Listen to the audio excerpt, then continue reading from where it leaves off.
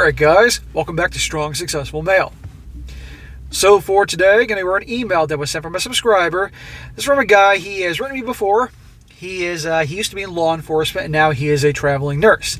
And he very eloquently titled this story in the email, "Everything is Bigger in Texas, Including the Body Count." And he's going to share his experience he had while he's been traveling around the country working as a nurse, about this gal he worked with, another traveling nurse, and pretty much he relentlessly pursued this guy, just constantly wanting to hook up with him. Meanwhile, they are temporary co-workers, which of course is never a good idea for any man to do with his female co-workers, ever, not in today's world. And he's going to get all these details of pretty much how she, developed a reputation, to put it mildly. And you're going to see here just a relentless pursuit she has for this guy, but ultimately you're going to find out that she wasn't exactly single like she was trying to make it out to be, and all of her other co-workers, the female nurses, knew as well. But they covered for her, put on the whole show, and didn't care that she was married, didn't care if she had kids, all that.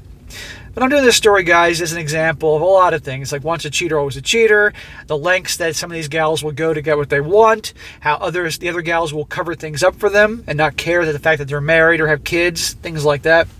And just, you got to be aware of these things and to be careful. And for you relationship guys, sadly, you always got to pay attention for red flags, a lot of vetting before you get serious with a girl, etc., etc. But it's an interesting tale. That'd be worth sharing. So he starts off saying, this is not the second story I promised. This is something that I remembered after I wrote you that I think it would give you guys a few laughs. I left law enforcement to be a nurse. I will explain that change another time, so let's jump in. I've been a traveling nurse for over 5 years, and I've seen tons of cheating, hookups, etc. This is one of my favorite stories of bad female behavior. During the summer of 2020, the COVID crisis was blowing up in the South, especially Texas. So I made my way to Texas to work in the COVID ICU. When I arrived and got to work, it was mostly traveling nurses, and we were all strangers. But with how busy we were, we all got banded together and got the job done. Most shifts I would be assigned to the rapid response team, so I would respond to codes and assist with the most critical patients. So I knew most folks at the hospital since I was all over the hospital for random stuff. This is how I would meet Jessica. Jessica and a group of her girlfriends came from out of the state to assist as well. Friend 1, Ashley, married, and friend 2, Lindsay, married. Jessica was single. They worked in one of the ICUs and always worked together. Okay, so right here we have 2 of the nurses are married, but one that isn't. Jessica is not, as they claim, but you're going to see that is not the case. So being on the rapid response team, I was given a work phone at the start of every shift. So nurses could call us to assist in getting in IVs or to check out a patient that is going downhill. I noticed a lot of my phone calls came from Jessica. Jessica started making excuses to call me and try to get me to go check on her patient or to assist her. She would call me for the basic things that every nurse should know. She tried hard to get me to her unit and would flirt me up. So notice here how he says that she's been lots of phone calls, started making excuses to call me, trying to get me to come and assist her, blah, blah, blah. When gals like you, or really like you, they're relentless, and they'll find any excuse they can get to be around you and talk to you and chase after you. Just a little tip there. See the relentless pursuit of a dude that she likes? It's not that hard, guys, to tell if a gal really likes you. Pay attention to their actions, but you also pay attention to their actions for all the bad shit too. He says, I am married, and I bring up my wife in conversation to set the expectation that I am not interested. So he's making abundantly clear, I'm married. And by the way, notice this guy's a good guy. He could probably very easily hook up with different nurses, and probably his wife would never know, but he's not that type, and I respect that. Jessica seemed to ignore this and try to flirt with me anyways. Of course she did. She would always hug me when she saw me and was so touchy and always tried to get close to me. That's not a very professional thing to do in a work environment. If this guy did the same thing to her, she could very easily, if she wasn't having it, file a complaint with HR or the manager or whoever, the shift supervisor, whatever the hell they call it, and this guy would have been toast. And even if he wasn't happy about this, if he made a complaint, things could have been twisted around and got him canned. So a guy can't win. Her friends were nice and seemed content in their marriages, and I did not see bad behavior from them. But they would tell me Jessica was looking for a boyfriend. I knew / thought she had the hots for me, and I wanted her to go away. I was responding to a code in the ICU, and when I was done, I noticed Jessica giving the same behavior to another male. I was actually relieved and thought she was going to move on to a different dude. Nope. She was trying to get male attention from just about anyone who would talk to her. She acted this way with most of the guys at work. I'm not surprised. Any of you guys surprised? So a few days later, she was talking to me, and she said, I need to be pronated so bad. Pronate is a term we use to flip patients on their stomachs to assist with breathing. It can be very helpful to intubated COVID patients. I've never heard of this word be used the way she said it. I was confused at first on what she was talking about. Well, I'm sure you probably, something in you was telling you that it wasn't good. She was having a double meaning for that term.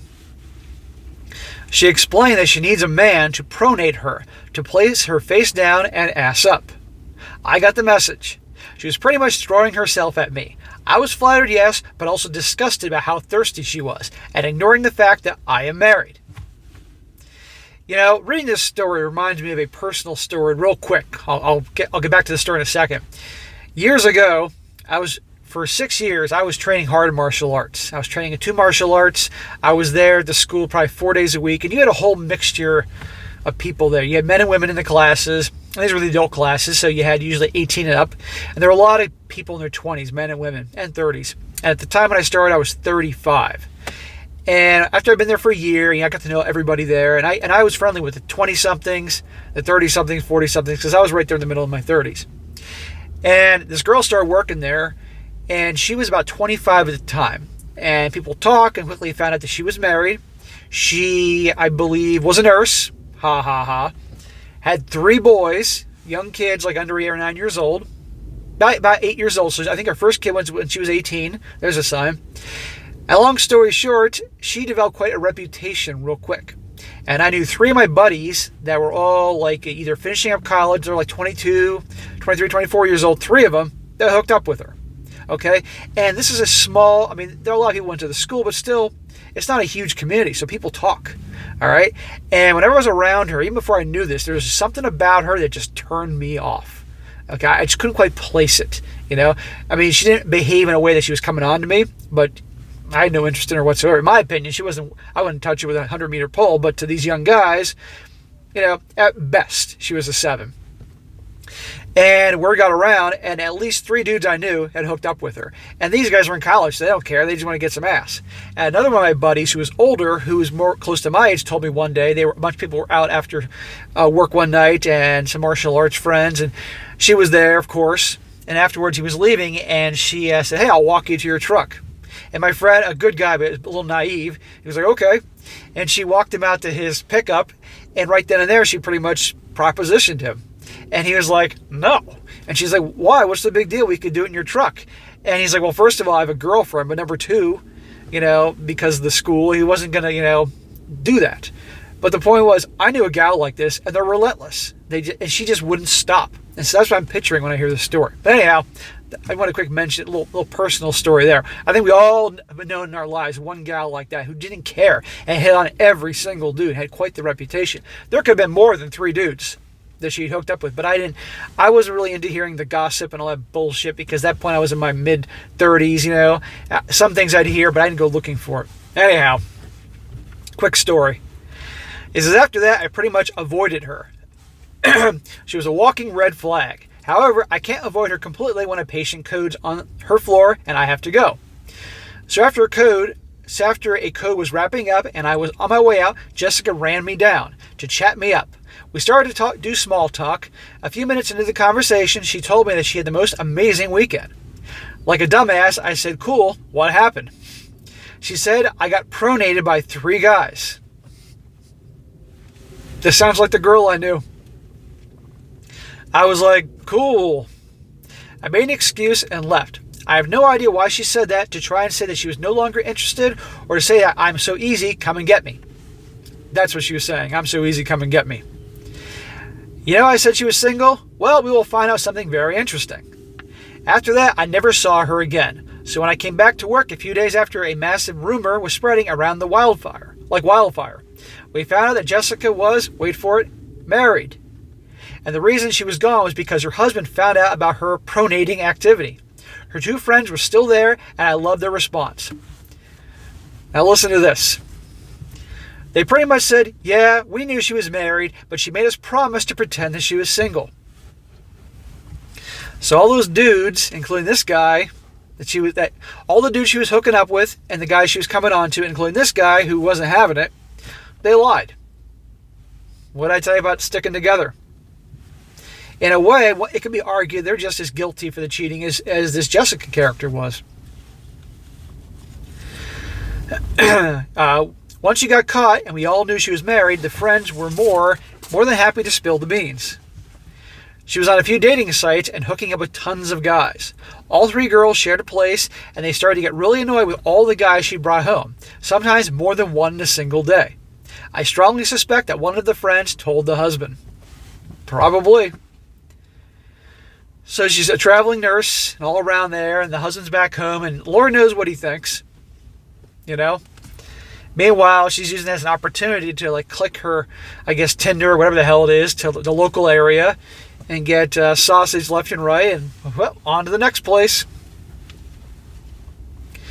Trying to save their reputation at work, they say they cut her out. I don't believe them for a second. Neither do I. I did not say anything, but I was thinking, how could you cover up this behavior and keep saying she wants a boyfriend? They were helping her hook up with other men. I have no knowledge of men that she hooked up with at the hospital, but I'm sure it's a few. It's kind of like my situation. I'm sure that girl I was talking about just a few minutes ago, way more than 3 dudes. Way more, guaranteed. So the fallout. She went back to her home state and tried and save the relationship. Her husband wanted nothing to do with her. He moved out and lawyered up. Good for him. Jessica's friends that stayed in Texas showed me a few Facebook posts that she made. To sum it up, she made posts of her crying about how she can no longer afford her house, horses, and lifestyle. She kept posting about how her husband was not a man because he abandoned her and the children. Her good life was ending. Seeing this karma made me feel good inside. She's cheating on this dude left and right. Everybody knows it. He finds out, says, we're done, I'm divorcing you. And now she has the nerve to be on social media, singing the blues, crying, and posting how her life is over, and he's not a man for abandoning her, even though she was doing her dirty deed multiple times a day, as being mentioned here in this story. And he's the bad guy? You got to be kidding me. I do this channel, guys, for lots and lots of reasons. But one of the big ones is to help protect you guys, to teach guys, to give examples of these stories I share and all that, so that way then you guys are at least aware to pay attention. Or at the very least for your relationship guys to really vet the girls, to really screen the gals you decide to get in relationships with. Because so many guys, because they don't really think too highly of themselves, just jump into relationships as quick as they can because they figure, hey, she's cute, she's paying attention to me, because most girls don't. Okay, I'll just turn my blind eye and all these things can happen. And I also teach guys how to act like a man for their own lives, but also for the relationship guys, how to act like a man that their gal respects them and would never consider, hopefully, pulling shit like this. And of course, stories to show that this stuff is out there. I mean, the things that people can do to each other is just terrible. Does this mean that all gals are going to do this? Absolutely not. But sadly, nowadays, it seems more and more. And it's almost like it's encouraged, because if she's not living the Sodom and Gomorrah 2.0 lifestyle, then she's not empowered. What a load of crap. But fortunately, there are some good ones out there, but it's few and far between. I left shortly after that and made a point not to stay in contact with Jessica or her friends. Dude, I would have nothing to do with any of them. I wouldn't trust any of them any further than you can throw them. So I have no updates beyond this point. Thanks, SSM, for the good work that you do. Well, bro, thank you for the quick story. I'm sure many will find it entertaining and definitely reinforce already views that many dudes have had. And it may save a few guys, make them definitely pay attention. You know, I was at the urgent care office in my local hospital today for some issues. I'm okay. And, you know, looking around the different nurses there, I had this one really cute one giving me a MRI. Oh, no, excuse me, a CAT scan. And I'm okay. And I can't help but think about these types of stories when I see these nurses around. I mean, it just cracks me up. You just never know who they're all hooking up with and blah, blah, blah, blah. So, all right, guys, that is it for today. Be sure to comment down below. Let me just think about this. And guys, also, if you ever come across a really great story that you'd like to share with me, by all means, email it to me, strongsuccessfulmale@gmail.com. Also, guys, if you have a great story yourselves in your own personal life, things you've experienced, things you've overcome, whatever, whether something happened last week or happened 10 years ago, email it to me.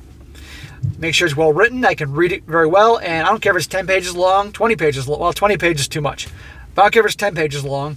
Write it well, and I'll definitely cover it down the road. Some of these stories, guys, people sent me 2 months ago, and I'm just getting to. So just bear with me. I'll get to it eventually. And be sure to like the video, share with your friends, and subscribe. And I'll catch you next time.